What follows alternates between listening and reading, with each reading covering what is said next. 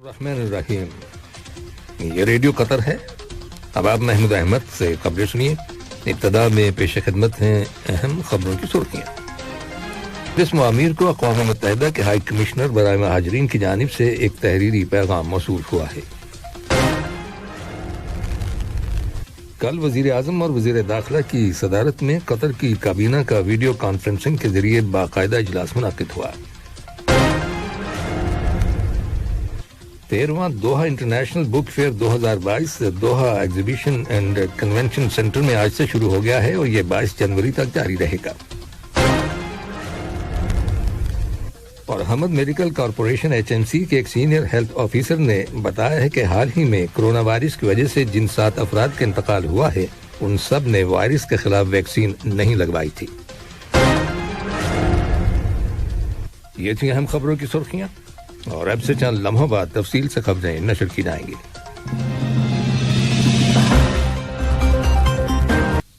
لیجیے اب آپ تفصیل سے خبریں سنیے۔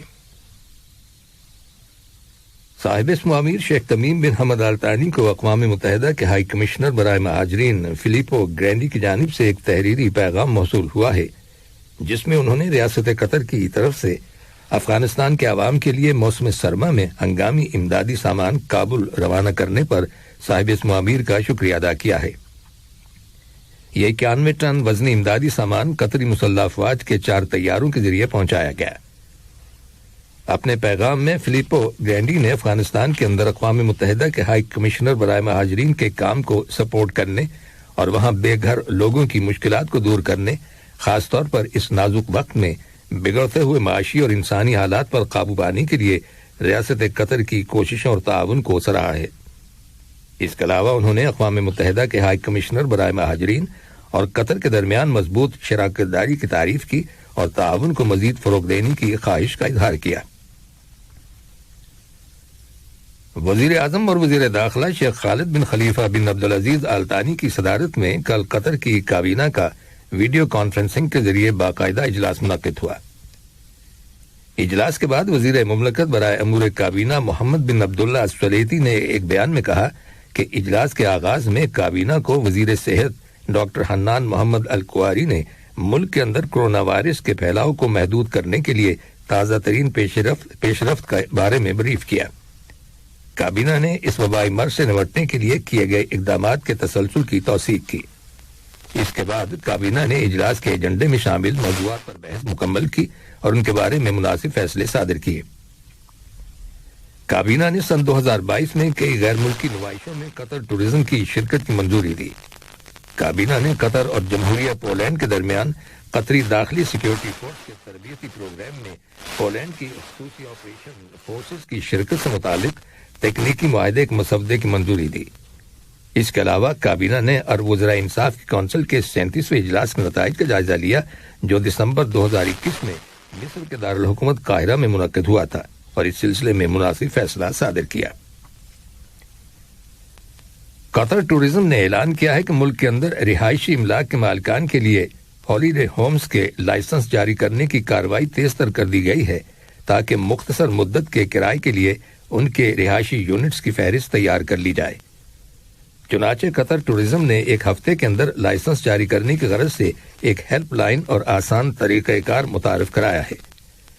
قطر ٹورزم کے حکام کا کہنا ہے کہ جو جائیداد کے مالکان اس طریقہ کار کو نظر انداز کرتے ہوئے بغیر لائسنس کے چھٹیاں گزارنے والے غیر ملکی افراد کو اپنے گھر کرائے پر دیں گے، انہیں 2 سال تک قید اور یا 2 لاکھ قطری ریال جرمانہ کیا جا سکتا ہے۔ اقوام متحدہ کے رابطہ دفتر برائے انسانی امور OCHA کے تعاون سے قطر ہلال احمر سوسائٹی QRCS شام کے شمال مغربی علاقے میں زندگی بچانے والے علاج اور احتیاطی نیوٹریشن سروسز کو سپورٹ کرنے کے پروجیکٹ کے دوسرے نصف حصے کے آپریشنل فیز میں کام کر رہی ہے۔ اس پروجیکٹ کا پہلا نصف مرحلہ مکمل ہو چکا ہے، جس میں 8 ریپڈ رسپانس ٹیموں کی نگرانی میں طبی عملے کی بھرتی اور ٹریننگ شامل ہے۔ ہر ٹیم میں ایک مڈ وائف، ایک نرس، ایک غذائیت سے متعلق معالج اور 2 کمیونٹی ہیلتھ ورکرز شامل ہیں۔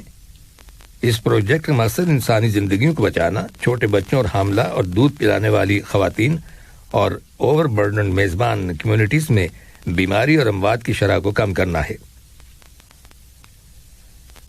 قطر نیشنل بینک نے جو مشرق وسطی اور افریقہ کے ممالک میں سب سے بڑا مالیاتی ادارہ ہے، گزشتہ سال 2021 میں 13.2 بلین قطری ریال یعنی 3.6 بلین امریکی ڈالر کا نیٹ پروفٹ حاصل کرنے کا اعلان کیا ہے۔ یہ پروفٹ اس سے پہلے سن 2020 میں حاصل ہونے والے نیٹ پروفٹ سے 10% زیادہ ہے۔ 13واں Doha international book fair 2022 Doha exhibition and convention centre میں آج سے شروع ہو گیا ہے اور یہ 22 جنوری تک جاری رہے گا۔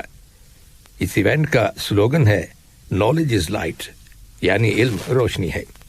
اس میں 37 ممالک حصہ لے رہے ہیں۔ اس سال کے اس کتب میلے میں انسانی تحقیق اور سیکھنے کے سفر کے بارے میں بکس رکھی گئی ہیں۔ یہ بک فیئر پورا ہفتہ صبح 9 بجے سے رات 10 بجے تک اوپن ہوگا۔ جمعے کے روز یہ دوپہر 3 بجے سے رات 10 بجے تک اوپن رہے گا۔ وزارت صحت نے اعلان کیا ہے کہ ملک کے اندر گزشتہ 24 گھنٹوں کے دوران کرونا وائرس کے 4206 نئے کیسز رجسٹر کیے گئے ہیں، جن میں سے 3838 کا تعلق لوکل کمیونٹی سے ہے، جبکہ 368 کیسز کا تعلق ان مسافروں سے ہے جو حال ہی میں بیرون ملک سے دوحہ لوٹے ہیں۔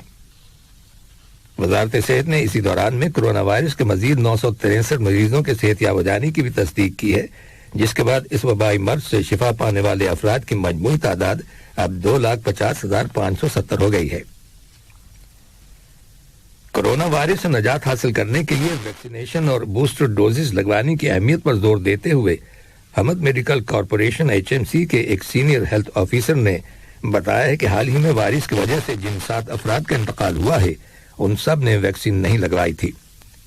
انہوں نے مزید بتایا کہ ہاسپٹلز کے انٹینسیو کیئر یونٹس ICUs میں جتنے بھی مریض ایڈمٹ کیے گئے ان میں سے تقریباً سبھی ان ویکسینیٹڈ تھے، یعنی انہوں نے ویکسین کی پہلی اور دوسری ڈوزز نہیں لی تھیں یا پھر انہیں دوسری ڈوز لیے ہوئے 6 ماہ سے زیادہ عرصہ گزر چکا تھا۔ دریں متعلقہ اتھارٹیز نے 293 افراد کو حراست میں لینے کے بعد انہیں پبلک پراسیکیوشن کے حوالے کر دیا ہے۔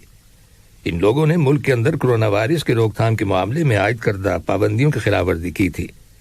224 اشخاص کو پبلک پلیسز پر ماسک استعمال نہ کرنے اور 53 افراد کو سیف ڈسٹینس یعنی محفوظ فاصلہ رکھنے کی پابندی کی خلاف ورزی کرنے پر، جبکہ 16 افراد کو اپنے سیل فونز میں اعتراض ایپ ڈاؤن لوڈ نہ کرنے کی پاداش میں پبلک پراسیکیوشن کے حوالے کیا گیا۔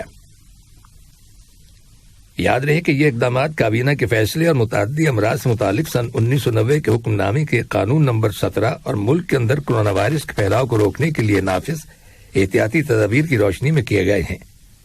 متعلقہ اتھارٹیز نے عوام سے اپیل کی ہے کہ وہ اپنی اور دوسروں کی حفاظت کو یقینی بنانے کے لیے احتیاطی تدابیر پر عمل کریں۔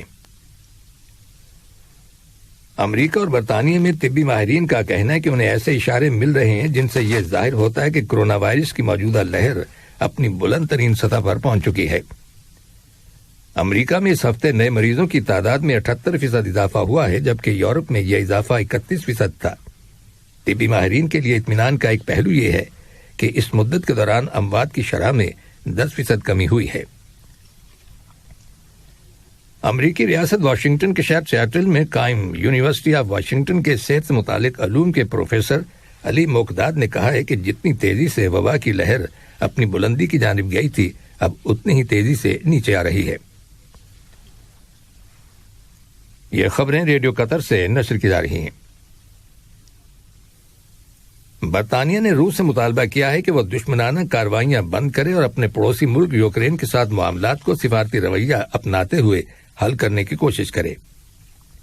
برطانیہ نے خبردار کیا ہے کہ یوکرین کی سرزمین میں دراندازی ایک اسٹریٹجک غلطی ہوگی۔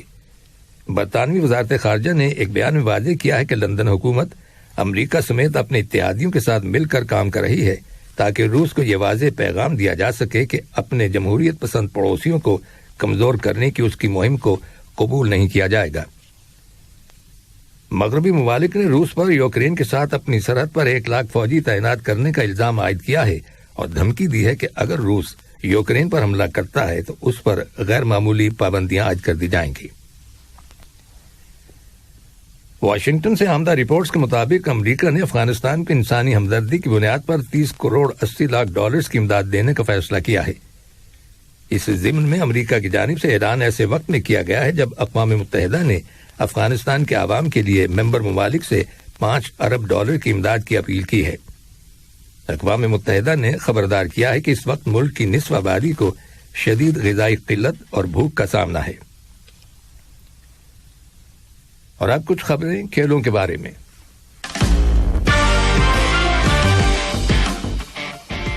ڈاکار ریلی کے 3 مرتبہ کے چیمپئن قطر کے ناصر العطیہ کل ریلی کے 9ویں مرحلے میں 39 منٹس اور 5 سیکنڈز کے فرق کے ساتھ تیسری پوزیشن پر رہے۔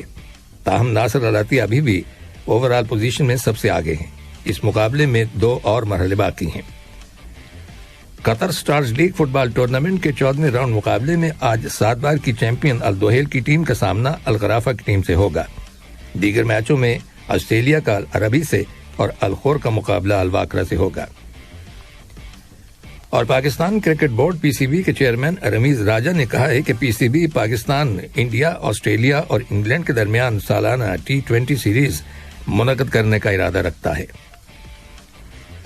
آخر میں اہم خبروں کی سرخیاں ایک بار پھر سن لیجیے۔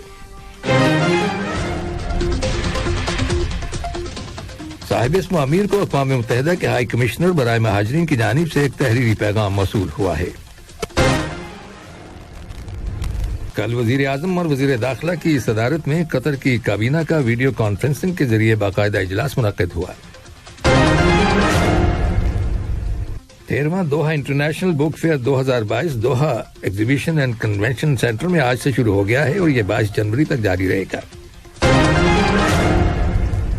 اور حمد میڈیکل کارپوریشن HMC کے ایک سینئر ہیلتھ آفیسر نے کہا ہے کہ حال ہی میں کرونا وائرس کی وجہ سے جن 7 افراد کا انتقال ہوا ہے ان سب نے وائرس کے خلاف ویکسین نہیں لگوائی تھی۔ ریڈیو قطر سے خبروں کا آج کا پہلا بلیٹن ختم ہوا۔